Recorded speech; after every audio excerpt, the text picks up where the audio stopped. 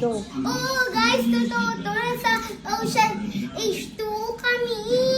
Sa pag-swimming kami, pero hindi dito sa view, kundi sa swimming pool. Ako pala si Cutie Cat. So, pumunta na yun kami sa hotel sa Ocean H2O. So, ganda. So, nag-check kami ng mga gamit.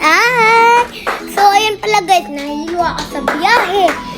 Ayun, ito. Ayan. Yung mga gamit na pagligo. Tapos, ito naman yung banyo. Nakikita nyo. So, ito naman yung banyo. Ayun yung bathtub. Ayun naman yung hugasan ng kamay. Ayan. Ganda, no? So, ito yung mga sabon or shampoo. So, ayan yung drawer or towel. So, ayan ako, guys. So, ayan yung kuya ko. So, ito naman yung CR. Yung inalola. So, ito naman yung shower. Ayan, ganda, guys.